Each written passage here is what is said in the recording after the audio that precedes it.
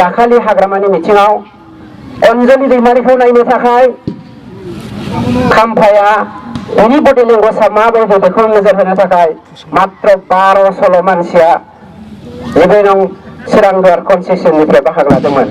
हाग्रामा महिलारि बिथाङा बुंदों 17 बोसोराव जोङो हानि मोनथायखौ होबोदों, सान्थि होबोदों, जौगाथाय।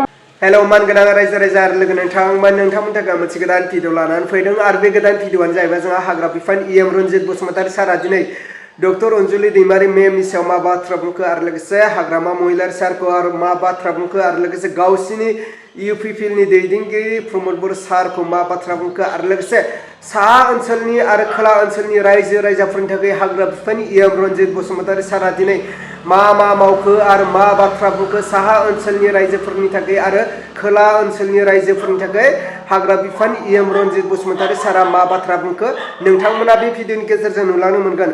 अब्ला आङो भिडिअखौ गोलाव खालामा जासे जोंहा मानव गेदेर हाग्रा बिफान EM रन्जित बसुमतारी सारनि बिबुंथिखौ आङो स्क्रिनाव होबाय। स' नोंथांमोना नायनानै लाग्रो आरो जोबनायाव नोंथांमोना बिनि बिसय कमेन्ट खालामहरबानो जाबाय।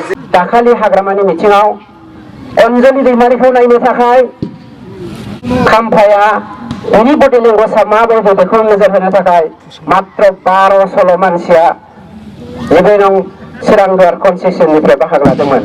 हाग्रामा महिलारि बिथाङा बुंदों 17 बोसोराव जोङो हानि मोनथायखौ होबोदों, सान्थि होबोदों, जौगाथाय होबोदों।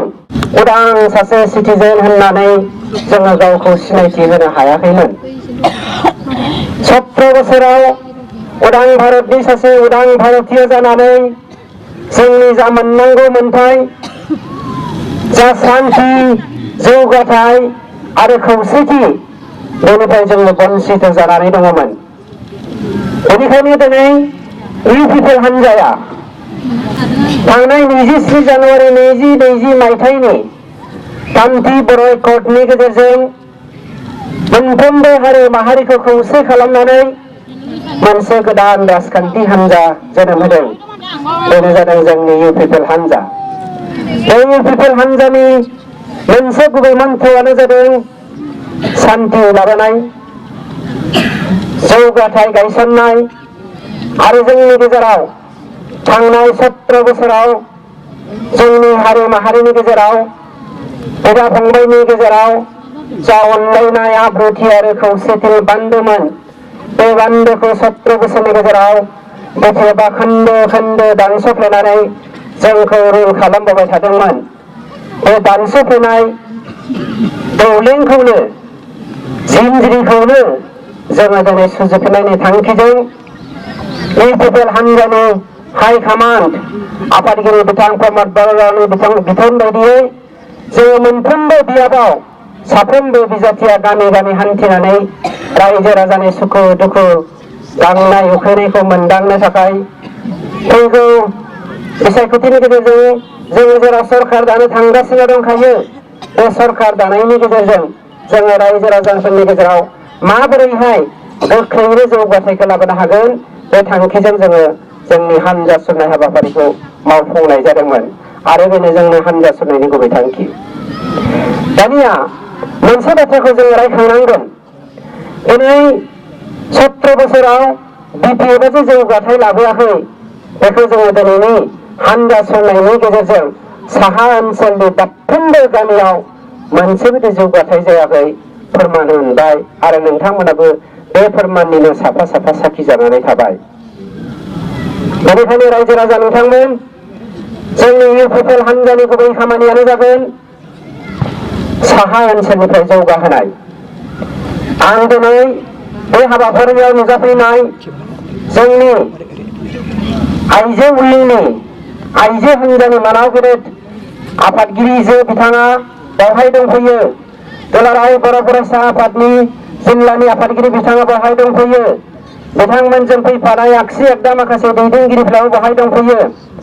आं बिथांमोनखौ बुङो, देग्लायनि फैगौ 5 बोसोर जोंनि UPPL हान्जानि सरकार दागोनाव जोङो नोंथांमोननो डेभेलप होनाय नंला, खिन्थु जोङो जोंनि साहा ओनसोलसो डेभेलपखौ खालामगोन, खोलाहा जोङो डेभेलपखौ खालामथ'वा। ओंखायनो रायजो राजा नोंथांमोन, साहा ओनसोल जोंनि मावनांगौनि ओनसोल, साहा ओनसोल जोंनि जौगाथाय लाबोनांगौनि ओनसोल, जोंनि सान्थि गायसननायनि थाखाय जौगाथाय लाबोनायनि थाखाय आरो जोंनि गेजेराव खौसेथि गायसननायनि थाखाय थांनाय बावैसो साननै सिगां बिपिएफ हान्जाया गुबुन गुबुन समस्तिनिफ्राय गारियै गारि मानसि लाबोनानै जोंनि थाइखाजरा प्राइमारिनि सिङाव मोनसे गुवार फोथारावहाय गेवलां मोनसे जथुमा खुंदोंमोन। बे जथुमायावहाय जोङो दिनैसिम इन्टेलिजेन्स सर्सनिफ्राय लानाय बायदिब्ला इउपिपिएल हान्जानि मानसिफोरनो सापर्टारफोरनो बांसिन बेखौ जोङो फोरमान मोनदों।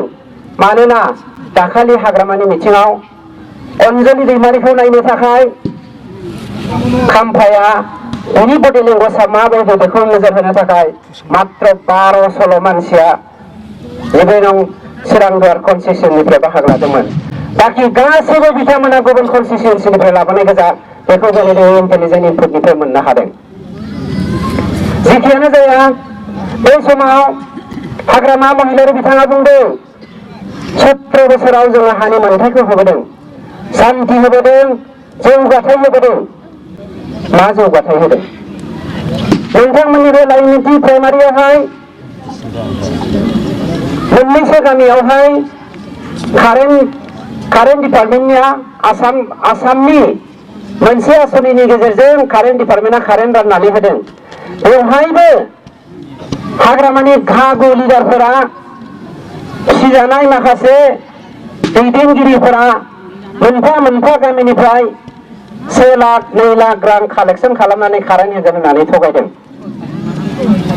बेनोमोन नामा बिथांमोननि जौगाथाय लाबोनाया? दिनै जोंनि बे लाइमुथि प्राइमारियाव दाफ्रोमबो गामिनि रायजो राजाफ्रा रां खाङै खाङै गावसोरनि खदालजों जावै जावै लामाखौ फोजोबदों। हाग्रामाया होनदों दिनै 40 नं चिरांदुवार कनस्टिटिउन्सियावहाय फेरेंगाया मिन्थियो नामा मोनबेसे लामा बानायदों, मोनबेसे दालां दङ, बेसेबां गामि दङ होननानै आं हाग्रामाखौसो चेलेन्ज खालामदों। बेहा मोनबेसे प्राइमारिनि सोमोन्दै मुखास्थ दङ 40 नं चिरांदुवाराव बिथांखौ आं फोरमायथिनो होनो थाखाय दिनै चेलेन्ज खालामदों। आं बिथांखौ गामिनि बाथ्राखौ बुङाखै, गामिनि जौगाथायनि बाथ्राखौबो आं चेलेन्ज खालामबावाखै।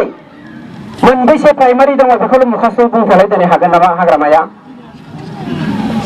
दिनै बिथाङा गावनि आथिंनि हाया गब्रनानै थांनायखाय राहा गैयै जानाय सासे सुबुं जानानै दङ, जायनि जाहोनाव बियो खुगायाव जा मोनो बेखौनो बखिलागासिनो दङ।